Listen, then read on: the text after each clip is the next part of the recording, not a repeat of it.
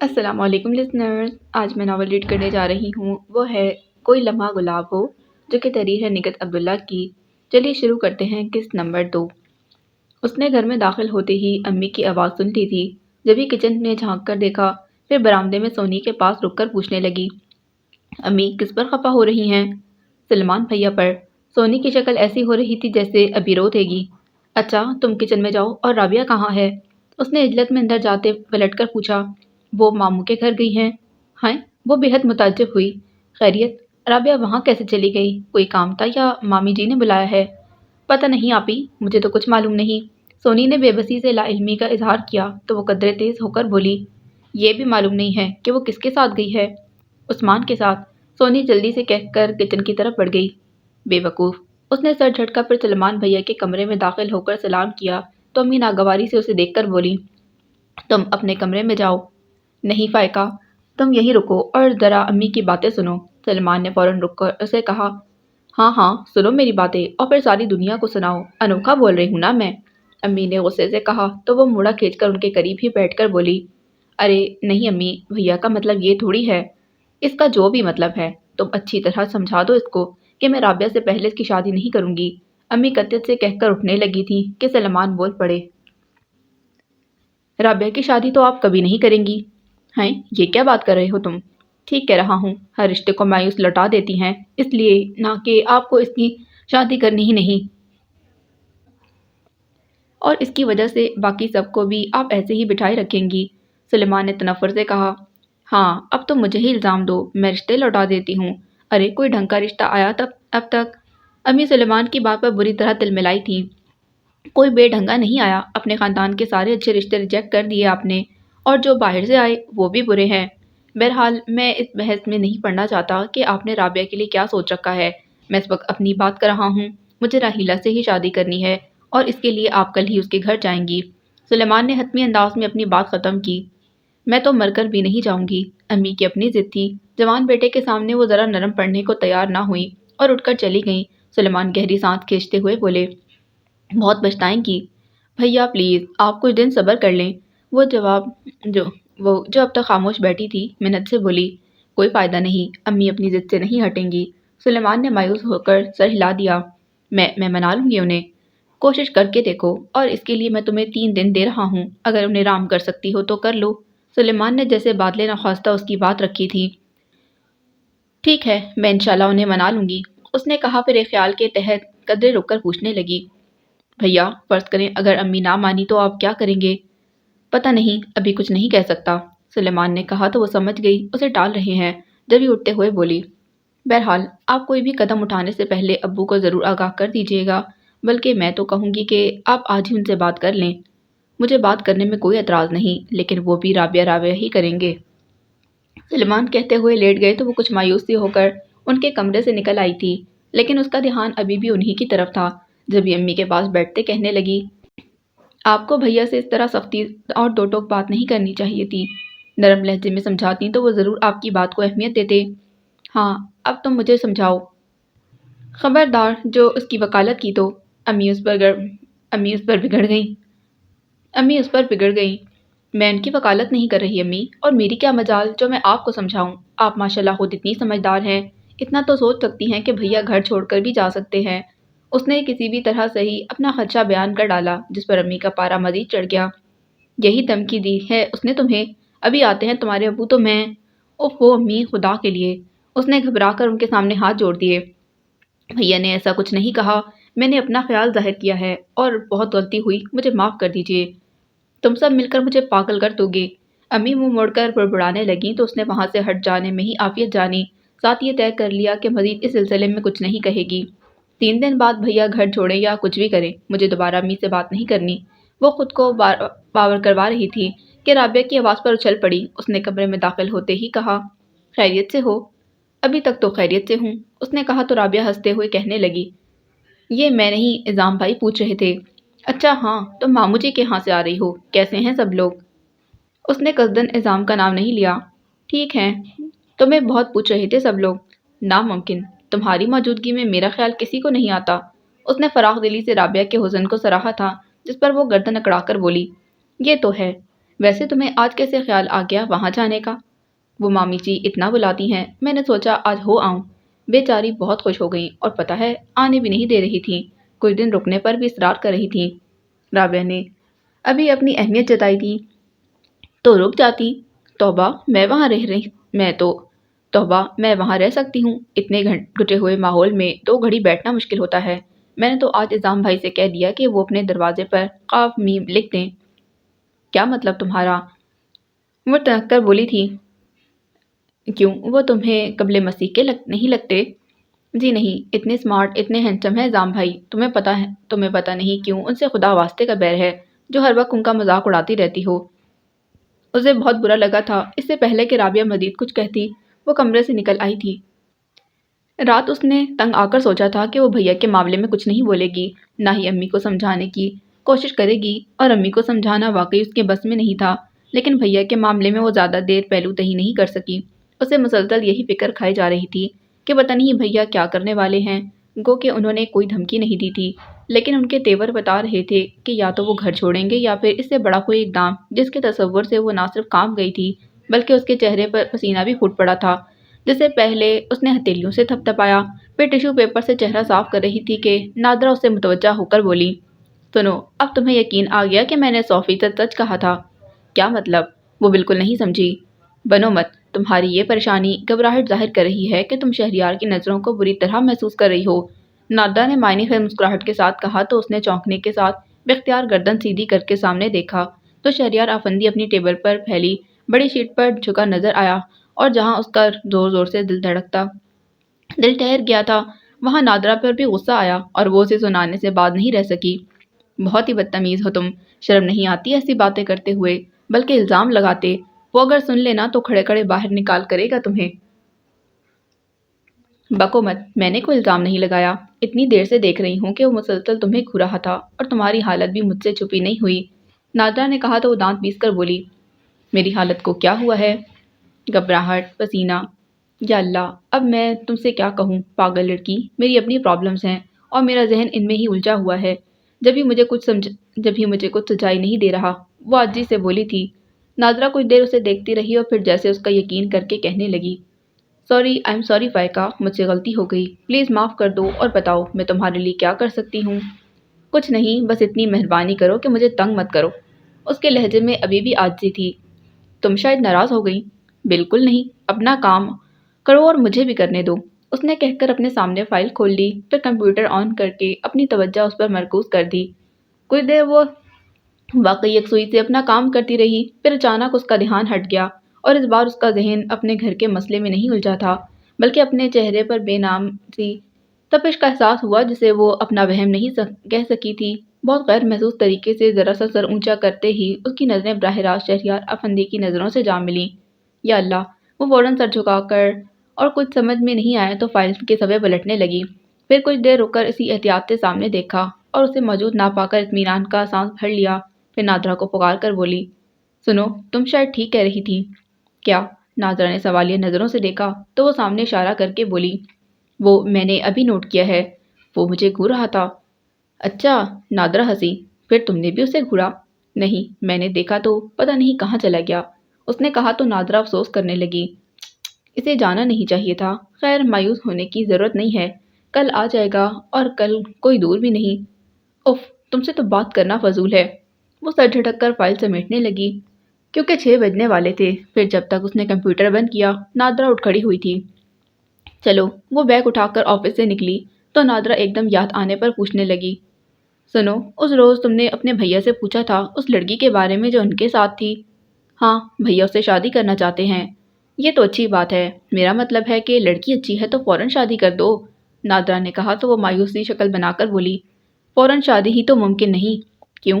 بس امی کی ضد ہے، پہلے رابعہ کی شادی کریں گی، جس کا دور دور تک کوئی امکان نہیں، اور بھیا اتنا انتظار نہیں کر سکتے، دیکھو کیا ہوتا ہے، امی کو سمجھانا تو بہت مشکل ہے۔ وہ بولتے بولتے ایک دم خاموش ہو گئی، پھر خوش ہو کر بولی، ارے اعظام بھائی، وہ امی کو سمجھا سکتے ہیں۔ یہ اعظام بھائی کون ہیں؟ نادرہ نے پوچھا۔ میرے ماموں زاد ہیں، امی ان کی بات مان لیتی ہیں، میرا خیال ہے مجھے ابھی انہی کے پاس جانا چاہیے، اللہ کرے وہ گھر پر ہی ہوں۔ وہ دور سے آتی بس کو دیکھتے ہوئے اپنے آپ سے بولے جا رہی تھی، اوکے میں جا رہی ہوں۔ نادرا اپنی وین دیکھ کر بھاگ کر اس میں سوار ہو گئی تو اس نے بھی پلٹ کر اسے ہاتھ ہلایا، پھر اپنی بس کی طرف بڑھ گئی۔ جب وہ ماموں جی کے گھر میں داخل ہوئی تو سب سے پہلے اذام سے سامنا ہونے پر بہت خوش ہو کر بولی، تھینک گاڈ اذام بھائی آپ مل گئے، مجھے آپ سے بہت ضروری کام ہے، میں مغرب پڑھ کر آتا ہوں۔ اذام کہتے باہر نکل گئے اور وہیں اسے اسما اسما پکارنے لگی۔ کچن میں آ جاؤ، میں چاول پکا رہی ہوں۔ اسما نے گویا آنے سے معذرت کر لی تھی تو اس نے پہلے کمرے میں جھانک کر مامی جی کو سلام کیا، پھر کچن میں جاتے پوچھنے لگی، چاول کے ساتھ کیا بنایا ہے؟ دال اور اسٹو، اسما نے بتایا تو فوراً بولی، ویری گڈ، پھر تو میں کھانا کھا کر جاؤں گی چاہے کتنی دیر ہو جائے۔ کوئی دیر نہیں ہے، کھانا تیار ہے، نکالوں؟ ارے نہیں، ابھی تو بھوک نہیں ہے، ویسے اگر تم مجھے جلدی بھگانا چاہ رہی ہو تو… جی نہیں، میں تو چاہتی ہوں تو ہمیشہ کے لیے یہیں آ جاؤ۔ اسما نے اس کی بات کاٹ کر سیدھے سادے انداز میں کہا تو قدرے جھیپ گئی اور اس کے جھیپنے پر ہی اسما چونکی تھی، پھر اپنی بات پر غور کر کے اس کے بازو میں چٹکی کاٹتے بولی، کیا خیال ہے اذام بھائی سے بات کروں تمہارے لیے؟ وہ منع نہیں کریں گے؟ اس کا مطلب ہے پہلے کسی کو منع کر چکے ہیں؟ اس نے فوراً اسما کی بات پکڑ لی۔ ہاں تمہیں نہیں معلوم، پھپھو نے رابعہ کے لیے کہلوایا تھا لیکن اذام بھائی مان کے نہیں دیے۔ اسما نے اس کی لا علمی پر حیرت کا اظہار کرتے بتایا تو وہ اپنی جگہ بے حد حیران ہو گئی۔ امی نے کہلوایا تھا رابعہ کے لیے؟ وہ یقین کر بھی رہی تھی اور نہیں بھی۔ تمہیں نہیں پتا کہاں رہتی ہو تم؟ نہیں، ہاں وہ امی نے شاید ذکر تو کیا تھا، میں بھول گئی، اس نے بمشکل بات بنائی کیونکہ وہ اچانک اپنی نظروں میں انتہائی بے وقت سی ہو کر رہ گئی تھی، یعنی اتنی اہم بات اسے چھپائی گئی تھی۔ اسے لگا جیسے وہ دوبارہ کبھی اتنے مان اور اعتماد سے اس گھر میں نہیں آ سکے گی۔ ارے کیا سوچنے لگی؟ اسما اس کا کندھا ہلا کر پوچھنے لگی، پھر بات کروں اذام بھائی سے؟ کیا بات؟ اس نے اپنے اندر اٹھتے جوار بھاٹے کو بمشکل دبا کر اسما کو دیکھا تو وہ شرارت سے بولی، تمہیں ہمیشہ کے لیے اس گھر میں لانے کی بات؟ جی نہیں، میں ایسا سوچ بھی نہیں سکتی، اس نے صاف منع کر دیا۔ کیوں؟ یہ تو میں بھی نہیں جانتی، اور پلیز اب تم اس موضوع پر کوئی بات نہیں کرنا، میں جا رہی ہوں۔ اذام بھائی آئیں تو ان سے کہنا… وہ جلدی جلدی بولتی ایک دم خاموش ہو گئی کیونکہ دروازے میں اذام کھڑے تھے۔ اسما چائے بناؤ اور فائقہ تم میرے ساتھ آؤ۔ وہ ایک ہی جملے میں دونوں کو مخاطب کر کے واپس پلٹ گئے تو وہ کسی معمول کی طرح ان کے پیچھے آ گئی تھی اور معمول کی طرح ان کے سامنے مڑا کھینچ کر بیٹھ گئی، لیکن بولنے سے قاصر تھی کیونکہ اس کا ذہن اس نئی بات میں الجھ گیا تھا۔ کہو کیا کام ہے؟ اذام نے اس کے بولنے کا انتظار کر کے ٹوکا تو وہ جو سوچ رہی تھی بلا ارادہ ہی کہہ گئی، آپ رابعہ سے شادی کیوں نہیں کرنا چاہتے؟ اذام کا چہرہ یہ لگ سرخ پڑ گیا، لیکن دوسرے ہی پل جیسے انہوں نے خود پر قابو پا لیا، اپنے مخصوص ٹھہرے ہوئے لہجے میں بولے، تم جس کام کے لیے آئی ہو وہ کہو۔ اب اسے احساس ہوا کہ وہ کچھ غلط کہہ گئی ہے، اپنے آپ میں نادم ہوئی، پھر اس نے معذرت کرتے بولی، سوری اذام بھائی، آپ کچھ خیال نہیں کیجیے گا، میں اصل میں سلمان بھیا کا مسئلہ لے کر آئی ہوں، وہ شادی کرنا چاہتے ہیں لیکن امی نہیں مان رہی، کہتی ہیں پہلے رابعہ کی شادی کریں گی۔ ٹھیک تو ہے، اذام نے کہا تو وہ الجھ کر بولی، ٹھیک تو ہے لیکن سلیمان بھیا کا الگ مسئلہ ہے، وہ جس لڑکی سے شادی کرنا چاہتے ہیں اس کے گھر والے انتظار نہیں کر سکتے، اس لیے بھیا جلدی کر رہے ہیں کہ کہیں اس لڑکی کی شادی کہیں اور نہ ہو جائے۔ پھر میرا مطلب ہے میں کیا کر سکتا ہوں؟ آپ امی کو سمجھائیں کہ وہ اپنی ضد چھوڑ دیں اور بھیا کی شادی کر دیں، ورنہ بھیا پتہ نہیں کیا کر ڈالیں گے۔ مجھے انہوں نے صرف 3 دن کا ٹائم دیا ہے کہ اگر امی کو منا سکتی ہوں تو ٹھیک، ورنہ… وہ بات ادھوری چھوڑ کر بڑی آس سے انہیں دیکھنے لگی۔ اذام کچھ نہیں بولے، البتہ بہت آہستہ آہستہ اس بات میں سر ہلانے لگے تھے۔ آپ پلیز کل ہی امی کے پاس جائیے گا اور وہ آپ کی بات نہیں ٹالیں گی، اس نے منت سے کہا۔ تم کہتی ہو تو میں کوشش کر کے دیکھوں گا، آگے جو اللہ کو منظور۔ تھینک یو اذام بھائی، تھینک یو سو مچ۔ اس نے پہلے بے اختیار ان کا ہاتھ تھاما، پھر بڑے آرام سے اپنے دونوں ہاتھوں کے درمیان ان کا ہاتھ دبا کر کہنے لگی، کبھی کبھی میرا دل چاہتا ہے میں آپ کا ہاتھ تھام کر بہت دور نکل جاؤں، پتہ نہیں وہ کون سی منزل ہے جو مجھے اپنی طرف بلاتی ہے، اور مجھے لگتا ہے کہ میں بنا آپ کے ساتھ اس تک نہیں پہنچ سکتی۔ آپ ہی کیوں اذام بھائی، مجھے کسی اور کا خیال کیوں نہیں آتا؟ چلو کھانا کھا لو پھر میں تمہیں چھوڑ آؤں۔ انہوں نے ہمیشہ کی طرح اس کی بات نظر انداز کر دی۔ خدا کے لیے اذام بھائی میری بات کا جواب دیں۔ آپ خدا تو نہیں ہیں، پھر میں ہر مشکل گھڑی میں آپ کو کیوں سوچتی ہوں؟ وہ اچانک بکھرنے لگی۔ اذام کے پاس اس کی بات کا جواب نہیں تھا یا دینا نہیں چاہتے تھے، بہت آہستگی سے اس کے ہاتھ سے اپنا ہاتھ نکال کر اٹھتے ہوئے بولے، چلو تمہارے گھر والے پریشان ہو رہے ہوں گے، ہاں ہمیشہ کی طرح آتے ہوئے میں خوش تھی اور آزردہ جاؤں گی، کبھی تو اے خدا یہاں سے جاتے میرے دامن میں خوشیوں کے گلاب کھلے، वो आज़र्दगी में घिरी सोचती उठ खड़ी हुई। ताहद नज़र नीला आसमान और नीले समंदर के सिवा कुछ भी नहीं था। फिर भी उसकी नज़रों में एक खोज थी, जैसे इन दोनों के दरमियान वो कुछ और भी पालेगा। पता नहीं वो क्या चीज़ है जिसकी जुस्तजू हमारी रूहों को बेचैन रखती है। कोई मकाम ऐसा नहीं जहाँ ठहर जाने को जी चाहे। आगे और आगे जाने क्या है, तलाश का सिलसिला ख़त्म ही नहीं होता। वो फ़ैज़ों खेज़ मंज़र में खोया जाने क्या सोचे जा रहा था कि एक तेज़ लहर सीढ़ियों से टकराकर उसे भिगोती चली गई। वो उसकी सरकशी पर बेख्तियार मुस्कुरा दिया।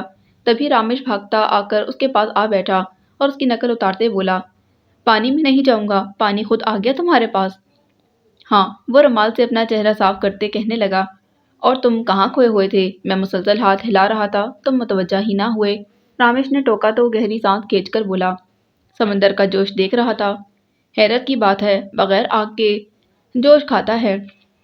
रामेश ने कहा तो सोचने के अंदाज में बोला, हाँ, अभी चंद पलों पहले मैंने कहीं पढ़ा था कि किसी ने समंदर से सवाल किया कि तुमने नीले रंग का मातमी लिबास क्यों पहन रखा है और बगैर आग के क्यों जोश खा रहा है।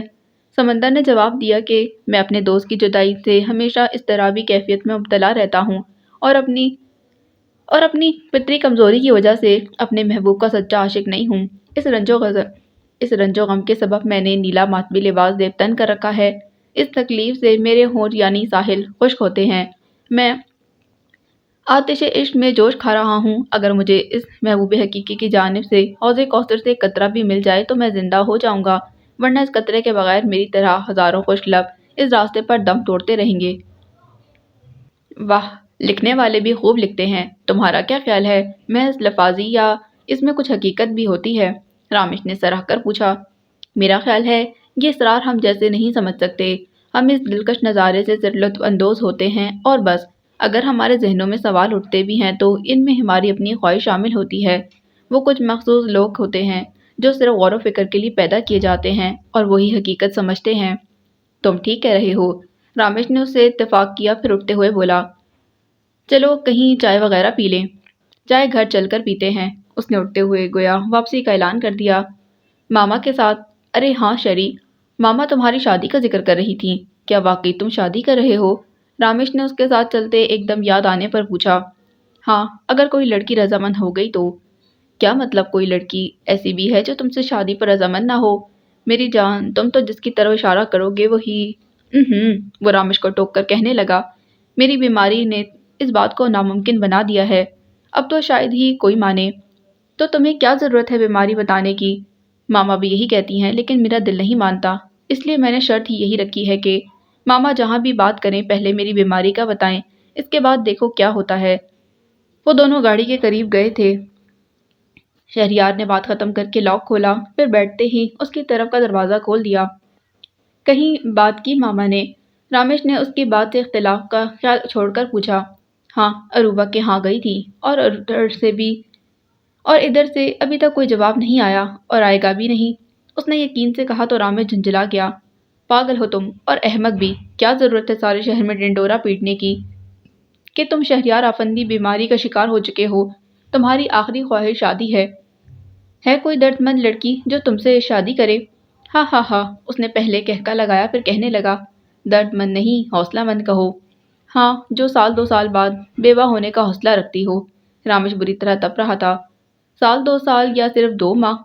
उसे आ, उसे याद आया लंदन में डॉक्टर ने यही कहा था और वो एकदम खामोश होकर रह गया। घर आकर भी उसकी खामोशी नहीं टूटी, सिर्फ रामेश बोलता रहा, उसकी तरफ से मायूस होकर। मामा के साथ पता नहीं कहाँ कहाँ के किस्से छेड़े बैठा था। उसकी शादी से मुतल्लिक भी कितनी बातें की। वो बस सुनता रहा और जब खाने के बाद रामेश को रुखसत करके अपने कमरे में आया तो उसका दिमाग बिल्कुल खाली हो चुका था। दिल चाहा फ़ौरन सो जाए, लेकिन खाने के फ़ौरन बाद सोना उसके लिए मुज़र सेहत था। फिर आधे घंटे बाद उसे दवा भी लेनी थी। इसीलिए उसने बैठने से पहले टीवी ऑन कर दिया और अपने मतलूबा चैनल के लिए भी रिमोट उठाया ही था कि फ़ोन की बेल बज उठी।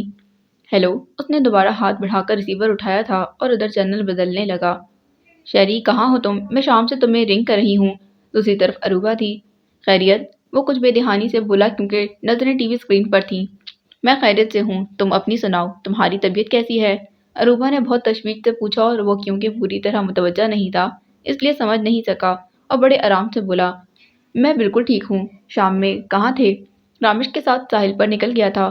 او نو شیری، تمہیں خود کو تھکانا نہیں چاہیے، بہت آرام کی ضرورت ہے تمہیں، اروبا نے کہا تو اب وہ کچھ کھٹکا اور ٹی وی کی آواز بند کر کے بولا، یہ تم سے کس نے کہا کہ مجھے آرام کی ضرورت ہے؟ کون کہے گا، خود تو نہیں سمجھ سکتی۔ پتہ ہے شیری، جب سے آنٹی نے مجھے تمہاری بیماری کا بتایا ہے میں مسلسل تمہیں سوچ رہی ہوں۔ مجھے بہت دکھ ہو رہا ہے شیری، میں اتنے اچھے دوست کو کھونا نہیں چاہتی۔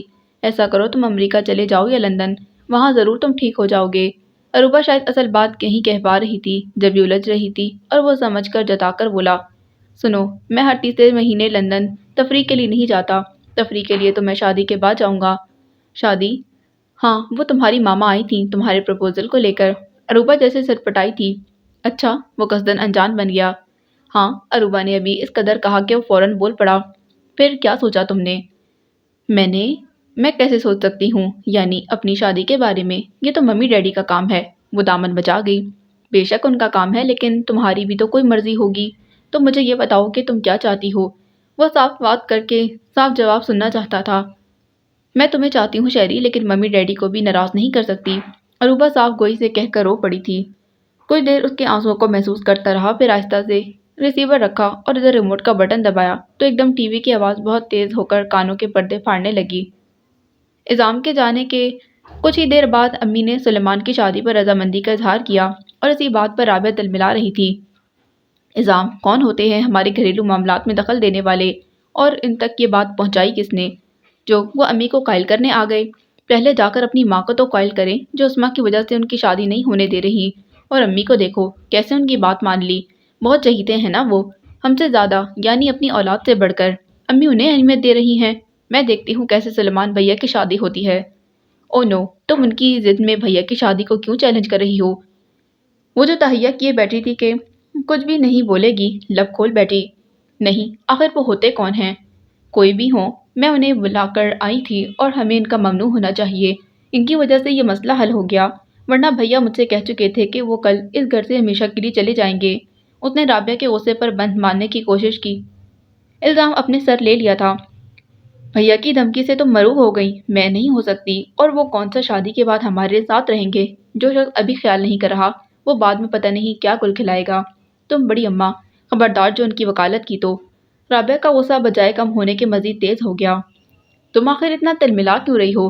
بھیا تم سے بڑے ہیں اور اچھا ہے پہلے ان کی شادی ہو جائے۔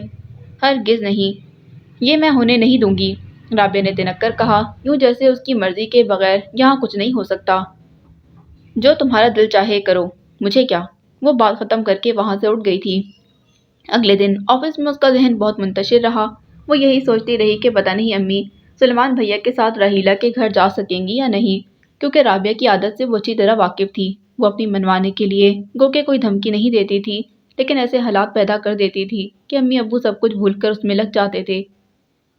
اور یہی خدشہ لیے شام میں گھر لوٹی تو پہلے مرحلے پر ہی غیر معمولی خاموشی کا احساس ہوتے اس نے سمجھ لیا کہ ضرور رابعہ نے کوئی گڑبڑ کی ہے۔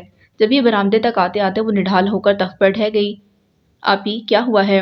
سونی نے اسے گرتے دیکھا تھا۔ امی کہاں ہیں؟ اس نے بہت دھیمی آواز میں پوچھا۔ وہ بھیا کے ساتھ ان کے سسرال، سونی نے بتایا تو اس کے منہ سے بے ساختہ چیخ نما آواز نکلی۔ کیا بھیا کے سسرال؟ جی۔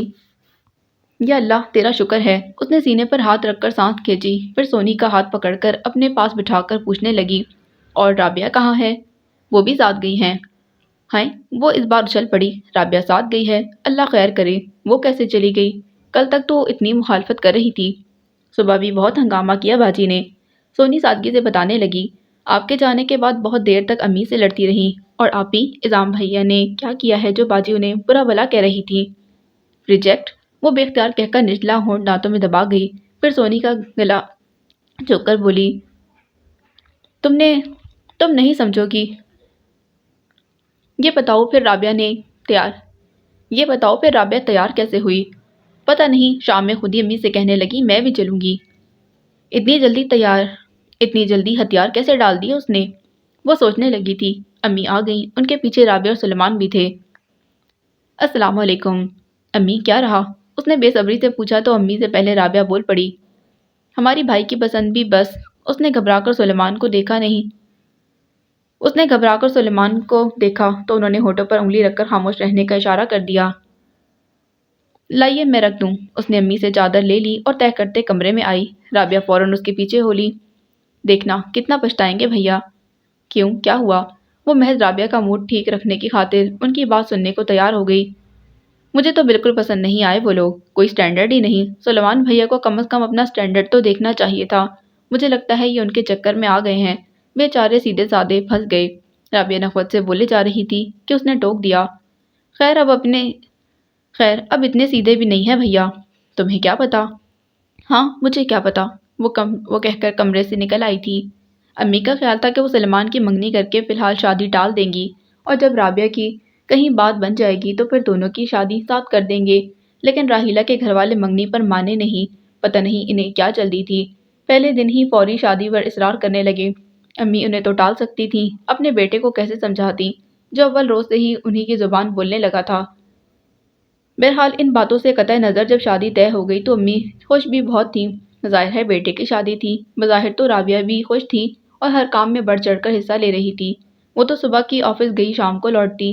सारी शॉपिंग अम्मी और राबिया कर रही थी। खरीदारी में यूं भी राबिया तेज़ थी और उसकी पसंद अच्छी थी। भैया की बरी के साथ साथ उसने अपनी और सोहनी की शॉपिंग भी मुकम्मल कर ली थी। भैया की बरी के साथ साथ उसने अपनी और सोहनी की शॉपिंग भी मुकम्मल कर ली थी। रात में बड़े शौक से एक एक चीज़ उसे दिखाने लगी। देखो, मेहंदी में हम ये पहनेंगे, ये बारात और वलीमा। राबिया ने एक के बाद एक सूट उसके सामने डाल दिए तो उसकी आंखें फटी रह गईं। अच्छे हैं ना? हाँ, लेकिन ये इतने भारी और चमकते हुए कपड़े हम लड़कियों के लिए मुनासिब तो नहीं। मेरा मतलब है ऐसे कपड़े तो दुल्हनें पहनती हैं। उसने बहुत संभल कर टोका। इसीलिए मैंने तुम्हारे लिए नहीं लिए। मुझे पता था तुम ज़रूर एतराज़ करोगी। दुल्हनें पहनती हैं, हम दुल्हनों से कम हैं क्या?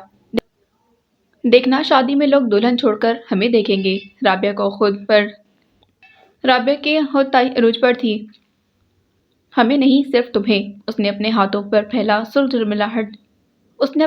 फैला सुर्ख झिलमिलाता सूट उसके सामने डालते कहा। मुझे तो वैसे ही सब देखते हैं। राबिया ने गर्दन अकड़ाई तो वो अचानक एक ख्याल के तहत पूछने लगी। सबको छोड़ो, ये बताओ तुम खास तौर पर किसे दिखाना चाहती हो? खास तौर पर से राबिया सोचने लगी। ऐसे में उसकी आंखों में जो चमक थी वो जाहिर कर रही थी कि वो सोचने की एक्टिंग कर रही है। इज़ाम भाई? उसने बिल्कुल गैर इरादी तौर पर पूछा। हैं? राबिया ने चौंक कर उसे देखा, फिर पेशानी पर कितने ही बल डालकर बोली। मुझे क्या ज़रूरत है ऐसे फालतू आदमी के सामने जाने की, और तुमने ये कैसे सोचा? बस यूं ही ख्याल आ गया था। उसने दरसरी अंदाज में कहकर बात ख़त्म करनी चाहिए, लेकिन राबिया कहाँ बख्शने वाली थी। हालांकि तुम अच्छी तरह जानती हो कि मैं इनसे कितना चिढ़ती हूँ। बिल्कुल पसंद नहीं करती उन्हें। हाँ, यही तो मेरी समझ नहीं आ रहा कि जब तुम उन्हें पसंद नहीं करती तो फिर अम्मी ने तुम्हारी बात वहाँ कैसे कर ली? वो जिस बात पर बहुत दिनों से उलझ रही थी पूछने का मौका मिल गया। मेरी बात? मेरी क्या बात? राबिया ने ना समझने वाले अंदाज में कहा। शादी की बात, यानी तुम्हारी और इज़ाम भाई की शादी। उसने जोर देकर कहा तो राबिया फौरन बोली। सवाल ही पैदा नहीं होता। मेरी शादी और इज़ाम के साथ? तो फिर अम्मी ने क्यों कहलवाया, और तुमसे पूछकर ही कहा होगा। तुमने उस वक्त क्यों नहीं कुछ रोका? वो ज़िद से होकर बोल रही थी।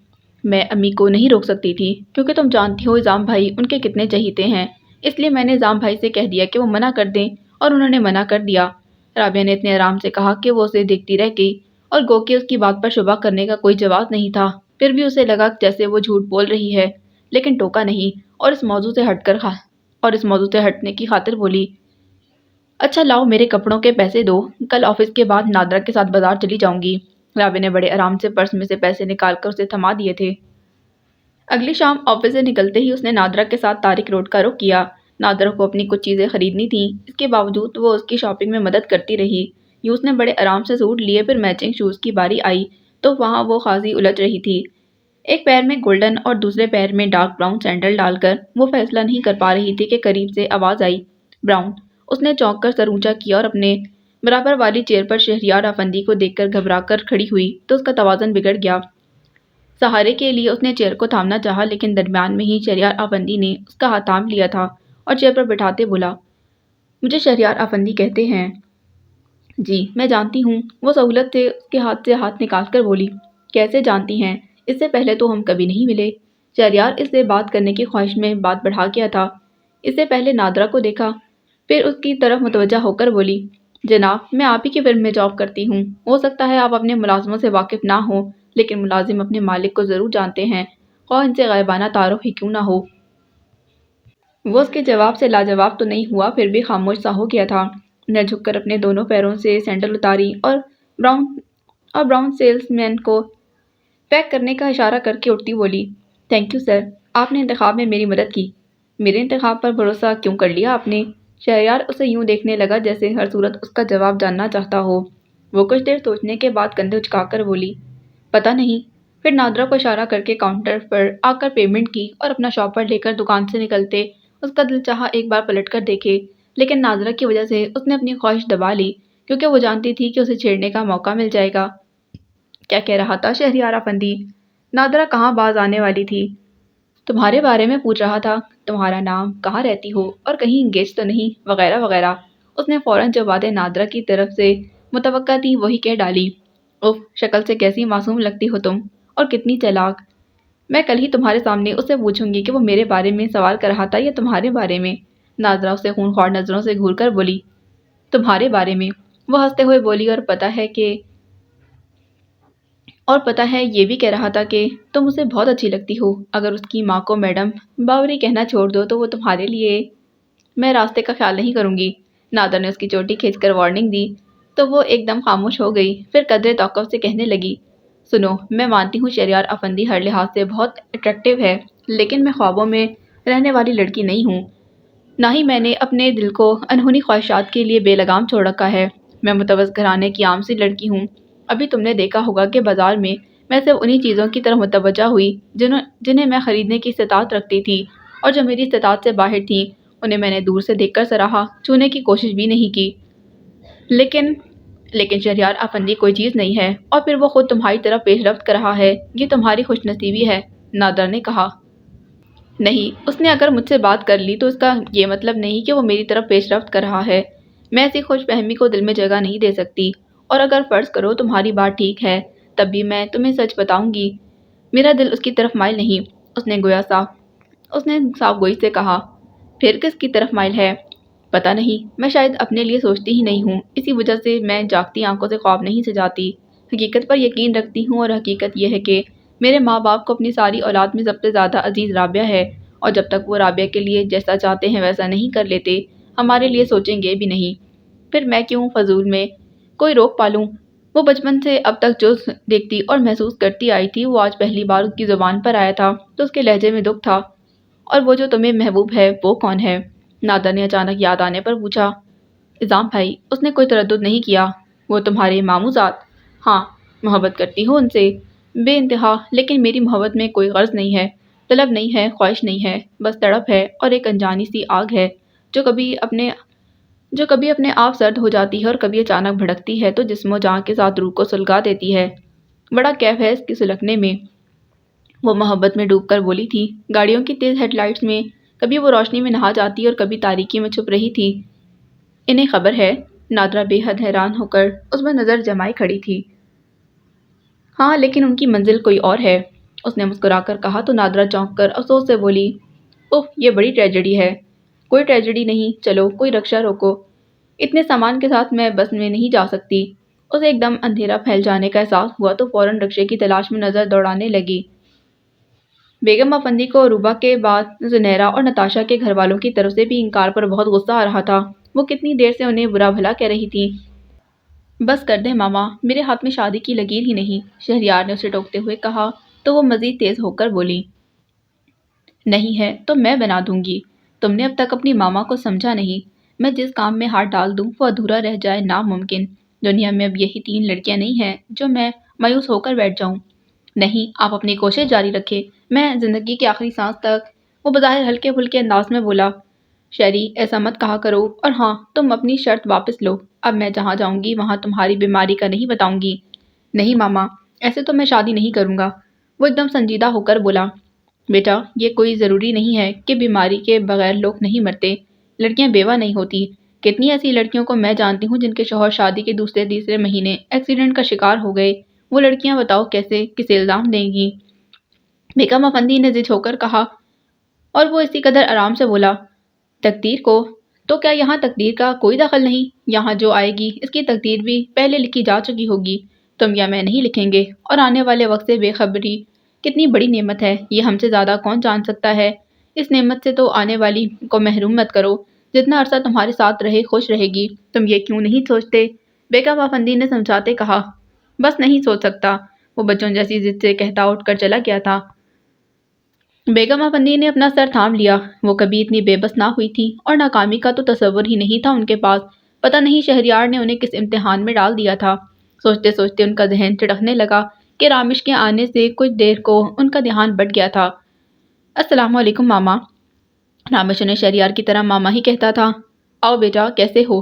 بیگم افندی نے ہاتھوں سے سر نکال کر اسے دیکھا۔ ٹھیک ہوں، شہری ہے؟ ہاں، ابھی اپنے کمرے میں گیا ہے، لیکن تم میرے پاس بیٹھو، انہوں نے اپنے برابر اشارہ کرتے کہا تو وہ بیٹھے ہی پوچھنے لگا۔ آپ کی طبیعت تو ٹھیک ہے نا ماما؟ بس بیٹا کیا بتاؤں، شہری کی طرف سے بہت پریشان ہوں، بہت ضد کرنے لگا ہے وہ۔ شہری ضد کرنے لگا ہے؟ رامش نے تعجب سے پوچھا۔ ہاں، تو مجھے سمجھاؤ بیٹا، میں تو تھک گئی ہوں۔ کیا کہتا ہے؟ شادی کے لیے شرط رکھ دی ہے کہ اس کی بیماری کا بتائے بغیر کہیں بات نہ کی جائے۔ تم بتاؤ، کیا اس طرح اس کی شادی ہو سکتی ہے؟ نہیں، اور مجھے لگتا ہے ماما اسے شادی کرنی ہی نہیں ہے، جبھی ایسی شرط رکھ دی ہے۔ رامش نے کہا تو وہ زور دے کر بولی۔ لیکن مجھے ہر حال میں اس کی شادی کرنی ہے، تم کسی طرح بھی اسے سمجھاؤ تاکہ میں جلد سے جلد اس گھر میں اس کی دلہن لے آؤں۔ میں کوشش کرتا ہوں، کہاں ہے وہ؟ رامش نے اٹھتے کہا۔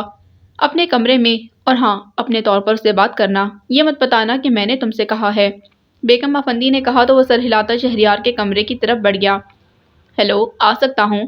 رامش نے دروازے سے سر اندر کر کے شہریار کو متوجہ کیا۔ تمہیں اجازت لینے کی ضرورت ہے؟ شہریار نے کہا تو وہ اندر داخل ہو کر بولا۔ فی الحال تو واقعی نہیں ہے، البتہ چند دنوں بعد باقاعدہ دستک دینی پڑے گی۔ کیوں؟ وہ سمجھا نہیں۔ تمہاری زوجہ جو آ جائے گی، اور تب تو شاید مجھے بیرونی گیٹ پر ہی روکا جائے کہ بیگم صاحبہ کو دوستوں کا آنا جانا بالکل پسند نہیں۔ رامش بولتا صوفے پر ڈھہ گیا تھا۔ ہاں، ایسا بھی تو ہو سکتا ہے، اس نے بجائے رامش کا دل رکھنے کے الٹا کی تائید کی تھی۔ کیا مطلب ہے تمہارا؟ رامش اچھل پڑا۔ یعنی تم مجھے باہر سے ہی لوٹا جانے پر خاموش رہو گے؟ مجبوری، وہ اندر ہی اندر بہت محظوظ ہو رہا تھا۔ کیا مجبوری؟ مجھے جورو کا غلام بننے کا شوق ہے، اس نے کہہ کر بے ساختہ کہکا لگایا تو رامش نے صوفے سے کشن کھینچ کر اس کے منہ پر دے مارا، لیکن وہ پھر بھی ہنستا رہا۔ عجیب پاگل آدمی ہو۔ نہیں، بلکہ ہم سب کو پاگل بنا رہے ہو۔ آخر تمہارا مقصد کیا ہے؟ کیا مقصد ہو سکتا ہے؟ وہ ایک دم سنجیدہ ہو گیا۔ مجھے لگتا ہے تم بس وقت گزار رہے ہو، تمہارے اندر کوئی آس کوئی امید نہیں۔ ڈاکٹروں نے جو کچھ کہا ہے تم نے یقین کر لیا، تو کیا نہیں کرنا چاہیے؟ نہیں، ضرور کرو، لیکن اس سے زیادہ خدا پر یقین رکھو۔ ہو سکتا ہے اس نے تمہاری زندگی 100 سال لکھی ہو، بلکہ یہی سوچ کر خود کو ہر غم سے آزاد کر دو اور ہر وہ کام کر ڈالو جو ایک نارمل انسان کرتا ہے۔ سب کچھ تو کر رہا ہوں، اور کیا کروانا چاہتے ہو مجھ سے؟ محبت، رامش اس جذبے کو محسوس کر کے کہنے لگا۔ محبت کرو یار، یہ زندگی کو نہ صرف خوبصورت بناتی ہے بلکہ بڑھا بھی دیتی ہے۔ او گاڈ، تم سے کس نے کہا کہ میں زندگی بڑھانا چاہتا ہوں؟ جتنی ہے بس ٹھیک ہے، مجھے بہت لمبی جینے کی آرزو نہیں۔ وہ جیسے اس موضوع سے ہٹنا چاہتا تھا، جب ہی اکتا کر بولا۔ یہ اس لیے نہیں ہے کہ تم… بس، اس نے ہاتھ اٹھا کر رامش کو بولنے سے روک دیا۔ تم اگر کوئی اور بات نہیں کر سکتے تو پلیز مجھے تنہا چھوڑ دو۔ ہائے، یعنی تم مجھے جاننے کو کہہ رہے ہو؟ ہرگز نہیں، میں چائے پیے بغیر تو نہیں جاؤں گا۔ رامش کو فوراً نہ جانے کا بہانہ سوجھ گیا۔ چائے کیا، کھانا کھا کر جانا، لیکن خدا کے لیے کوئی اچھی بات کرو، وہ کہتا اٹھ کھڑا ہوا۔ چائے کا کہنے کمرے سے نکل گیا تو رامش نے گہری سانس کھینچ کر خاصے ڈھیلے ڈھالے انداز میں سر صوفے کی بیک سے ڈال دیا تھا، اور آنکھیں بند کرنا چاہتا تھا کہ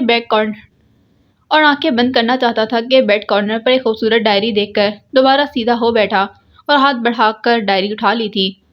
وہ سلونی شام جیسی لڑکی جسے دیکھ کر پہلی بار مجھے اپنے آپ پر ترس آیا۔ کتنا مجبور، کتنا بے بس ہوں میں، اس کی آرزو بھی نہیں کر سکتا۔ رامش ڈائری کے پہلے صفحے کی دوسری سطر پر نظر دوڑا رہا تھا کہ شہریار نے آ کر اس کے ہاتھ سے ڈائری چھین لی۔ دراز میں لاک کرنے کے بعد بیٹھتے بولا، کسی کی پرسنل ڈائری پڑھنا اخلاقی جرم ہے۔ رامش کچھ نہیں بولا، بند مٹھی ہونٹوں پر جما کر بہت گہری نظروں سے اسے دیکھے گیا۔ کتنے لمحے سرک گئے، تب شہریار کو الجھن ہونے لگی۔ وہ جھنجھلا کر بولا، ایسے کیوں دیکھ رہے ہو؟ رامش ابھی بھی خاموش رہا۔ فار گاڈ سیک رامش، کچھ کہو۔ میرے پاس کہنے کو کچھ نہیں ہے، میں صرف سننا چاہتا ہوں۔ بغیر قوم میں اسٹاپ کے شروع ہو جاؤ، ورنہ میں ابھی ہمیشہ کے لیے خدا حافظ کہہ کر چل پڑوں گا۔ رامش اتنا سنجیدہ شاید کبھی نہ ہوا تھا۔ کیا سننا چاہتے ہو؟ وہ اس کی سنجیدگی سے پریشان سا ہو گیا، پھر خود ہی کہنے لگا، وہ لڑکی، یقین کرو میں اسے نہیں جانتا، بس ایک دو بار دیکھا ہے اور وہ مجھے اچھی لگی، بلکہ اس سے بھی زیادہ کچھ نہیں، بہت زیادہ۔ میرے حواسوں پر چھا گئی ہے وہ، میرے اندر اسے پانے کی آرزو ہے۔ اپنی تھوڑی سی زندگی کا ہر پل میں اسے دان کرنا چاہتا ہوں، لیکن پھر مجھے خیال آتا ہے کہ میرے بعد اس کا کیا ہوگا، بس یہیں میں ٹوٹ جاتا ہوں۔ اور وہ کتنا جانتی ہے تمہیں؟ رامش نے اس کی خاموش ہونے پر پوچھا۔ بالکل بھی نہیں، اس نے مصلحتاً مبالغہ آرائی کی۔ کیوں نہیں؟ تم جاؤ اس کے پاس، اسے اپنے احساسات، اپنے جذبات سے آگاہ کرو، پھر دیکھو وہ تمہارے لیے کیا کرتی ہے۔ اگر تم نے اس کے دل کو چھو لیا تو صرف وہ تمہاری ہوگی، اور وہ یہ کبھی نہیں سوچے گی کہ تمہاری زندگی کم ہے یا زیادہ۔ وہ رفاقت کے ایک لمحے کو زندگی کہے گی، محبت صرف محبت شرط ہے، آزما کر دیکھو۔ تم کہتے ہو تو آزما کر دیکھوں گا۔ اس بار اس نے محض رامش کا دل رکھنے کی خاطر صاف انکار نہیں کیا تھا۔ بھاری کام کے آف وائٹ شرارہ سوٹ میں رابعہ پورے ہال میں سب میں نمایاں نظر آ رہی تھی، اور چونکہ خود سے آگاہ بھی تھی، اس لیے کسی بھی تقریب میں اس کی گردن اکڑ جاتی تھی۔ پھر یہ تو اپنے بھیا کی شادی تھی۔ ہر رسم، ہر جگہ سب سے آگے، کہیں نخوت سے سر جھٹکتی اور کہیں بے نیازی کا مظاہرہ کرتی، تقریباً ہر ایک کی توجہ کا مرکز بنی ہوئی تھی، اور ایسے ہی موقعوں پر فائقہ قصداً اس سے کترا کر الگ ہو جاتی، اس لیے نہیں کہ اسے رابعہ کی تعریف یا اس کا سراہا جانا برا لگتا تھا، بلکہ اپنی تعریف پر رابعہ جس طرح مغرور ہو کر اسے دیکھتی وہ اسے عجیب سا لگتا۔ انہیں وہ اس پر کیا جتانا چاہتی تھی؟ حالانکہ وہ خود بھی اسے سراہنے میں کنجوسی نہیں کرتی تھی۔ یہی نہیں، اس کی غیر موجودگی میں اپنی دوستوں کے درمیان بھی وہ رابعہ کا ذکر کر کے اس کی بہت تعریف کرتی تھی۔ پھر جانے کیوں رابعہ زبردستی اسے احساس کمتری میں مبتلا کرنا چاہتی تھی، اپنے سراہے جانے پر، خاص طور پر اسے یوں دیکھنا جیسے کہہ رہی ہو، دیکھو لوگ بھی کہہ رہے ہیں تم کچھ بھی نہیں ہو۔ یہی بات اسے بری لگتی تھی کہ بے شک وہ رابعہ کے سامنے مان پڑ جاتی ہے، لیکن اپنی ذات میں وہ بہت کچھ ہے۔ جبھی تو سب لوگ رابعہ کی صرف دیکھتے اور سراہتے ہیں، جبکہ اس سے محبت کرتے ہیں، اور محبتیں ہر ایک کے حصے میں نہیں آتی۔ بہرحال اس وقت وہ رابعہ سے کترا کر نادرہ کے پاس آ کر بیٹھی تو کہنے لگی، سنو، میری نظریں تمہاری بہن سے ہٹ نہیں رہی، کتنی پیاری لگ رہی ہے۔ لگ رہی ہے سے کیا مراد ہے ہی پیاری؟ یہ جملہ ہمیشہ اس کی زبان کی نوک پر رہتا۔ ہاں، اور اس وقت تو غضب ڈھا رہی ہے، کتنے پروانے پر نثار ہوئے جا رہے ہیں، اور وہ کسی کو لفٹ ہی نہیں کروا رہی۔ سنو، اس کے لیے تو رشتوں کی لائن لگی ہوگی۔ نادرہ کی ساری دلچسپی رابعہ میں تھی۔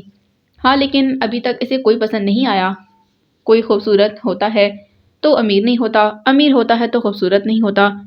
وہ بولتے بولتے اچانک کے خیال کے تحت خاموش ہوئی، پھر نادرہ کا بازو کھینچ کر اس سے زیادہ خود اس کے قریب ہو کر بولی، سنو، وہ اپنے پاس شہریار افندی، وہ رابعہ کے ساتھ کتنے اچھے لگیں گے۔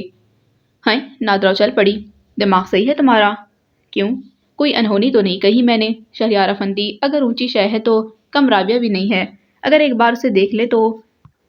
بس آگے کچھ مت کہنا، نادر نے ٹوکا تو وہ تیوری چڑھا کر بولی، کیوں؟ کیونکہ وہ تمہیں پسند کرتے ہیں۔ تم لاکھ اس بات کو جھٹلاؤ لیکن یہی سچ ہے، نادر نے یقین سے کہا۔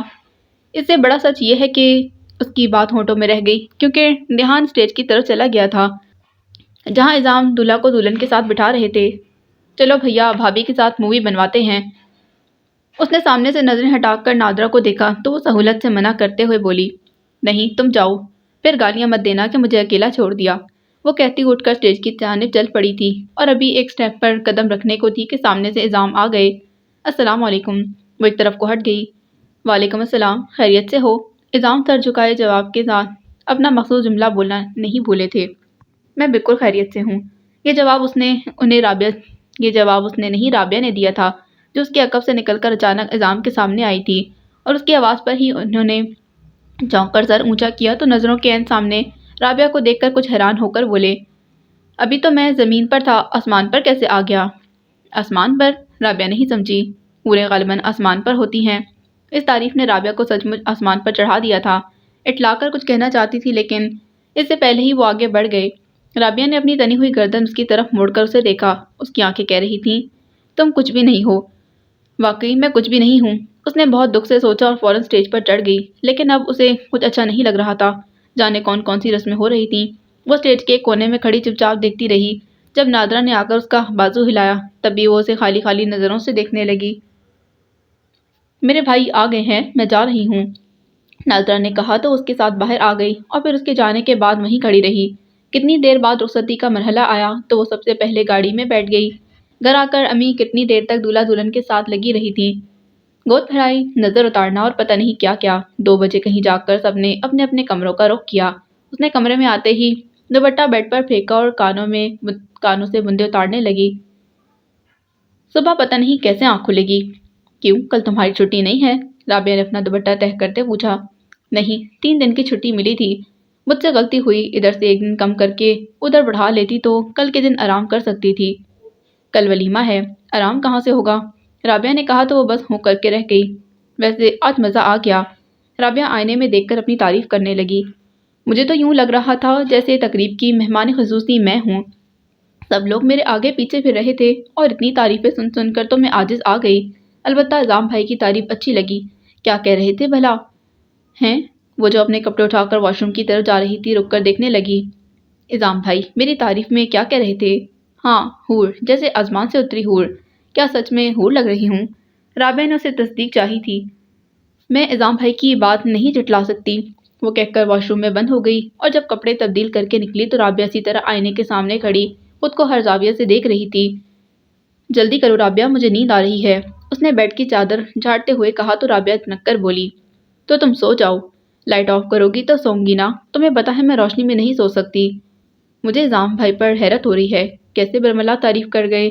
رابعہ اس کی بات یکسر نظر انداز کر کے پھر سے وہیں سے شروع ہو گئی تھی کہ وہ بلا ارادہ کہہ گئی، حیرت تو مجھے بھی ہے کہ انہوں نے تمہیں ریجیکٹ کیوں کر دیا۔ رابعہ بہت تیزی سے اس کی طرف گھومی تھی۔ کیا کہا تم نے؟ کس نے مجھے ریجیکٹ کر دیا؟ رابعہ نے بہت تیز لہجے میں پوچھا۔ اعظم بھائی نے، وہ جو اپنی بات پر نظر چرانے لگی تھی۔ رابعہ کے انداز پر براہ راست اسے دیکھ کر بولی تو وہ مزید سلگ گئی۔ یہ تم سے کس نے کہا؟ کیوں، میں کیا اس گھر میں نہیں رہتی؟ مجھے سب پتہ ہے کہ امی نے تمہارے لیے مامی جی سے کہا تھا لیکن اعظم بھائی نہیں مانے، وہ کہتے ہوئے اپنی جگہ پر لیٹ گئی۔ رابعہ نے خود پر قابو پانے کے بہانے الماری کھول لی اور ہینگرز نکالنے کے بعد کہنے لگی، تمہیں سب پتہ ہے، یہ بھی کہ اعظم بھائی کیوں نہیں مانے؟ میں نے تمہیں بتایا تھا کہ امی میری کوئی بات نہیں سن رہی تھیں، اس لیے مجھے یہی سمجھ آیا کہ میں اعظم بھائی کے ذریعے انہیں منع کروا دوں۔ رابعہ پتہ نہیں سچ کہہ رہی تھی یا محض اپنی برتری قائم کرنے کی خاطر وہ بہرحال اس کا یقین کر کے بولی، تم نے بہت غلط کیا، اتنے اچھے ہیں اعظم بھائی، اچھے تو ہیں لیکن بہت دقیانوسی خیالات کے مالک ہیں۔ تم نے دیکھا نہیں اسما پر کتنی پابندیاں لگاتے ہیں، میں تو مر جاؤں ایسی پابندیوں میں۔ رابعہ بولے جا رہی تھی اور اب ان باتوں سے اسے کوئی دلچسپی نہیں تھی، اس لیے تکیے پر سر رکھ کر آنکھیں بند کر لی۔ شہریار افندی اپنے سامنے کھلے پیڈ پر کبھی کہیں پڑھی ہوئی غزل کے اشعار پر سوچ سوچ کر لکھتے ہوئے بار بار گلاس وال کی طرف دیکھ رہا تھا، جہاں آج چوتھے دن بھی وہ نظر نہیں آ رہی تھی۔ پتہ نہیں چھٹی پر تھی یا جاب چھوڑ گئی۔ دوسری بات سوچتے وہ پریشان ہو گیا اور اسی وقت تصدیق یا تردید کے خیال سے بیگم افندی کے کمرے میں آیا تو اسے دیکھتے ہوئے بولی، اچھا ہوا تم آ گئے، لو جلدی سے پیپر سائن کر دو۔ اس نے کھڑے کھڑے ہی پیپرز لے کر اپنے سامنے ٹیبل پر رکھے، پھر قدرے جھک کر سائن کر رہا تھا کہ دروازہ کھلنے کے ساتھ اس کی آواز آئی، میں آئی کم ان؟ اس کا چلتا ہوا قلم رک گیا، بالکل غیر ارادی طور پر سیدھا ہو کر براہ راست اسے دیکھنے لگا، جبکہ وہ اس طرف متوجہ نہ ہوئی۔ بیگم افندی کے اشارے پر اندر آ کر بولی، آئی ایم سوری میڈم، میں کچھ لیٹ ہو گئی۔ کچھ؟ بیگم افندی اپنی رسٹ واچ پر نظر ڈال کر بولی، پورے 1.5 گھنٹہ لیٹ ہو تم۔ آئی ایم ویری سوری، اصل میں وہ اپنی کوتاہی پر نادم سی ہو جانے کیا کہے جا رہی تھی کہ بیگم افندی نے ٹوک دیا، میں کوئی عذر نہیں سننا چاہتی، 3 دن چھٹی کر کے تمہارا دل نہیں بھرا جو؟ ماما پلیز، وہ بیگم افندی کو خاموش کرا کر اس سے بولا، مس آپ اپنی ٹیبل پر جائیں۔ وہ ایک نظر اس پر ڈال کر پھر بیگم افندی کو دیکھنے لگی جیسے وہ کہیں گی تبھی جائے گی۔ سنا نہیں تم نے شہری کیا کہہ رہا ہے، اپنی ٹیبل پر جاؤ، بیگم افندی نے کہا۔ تھینک یو، وہ سر جھکا کر چلی گئی۔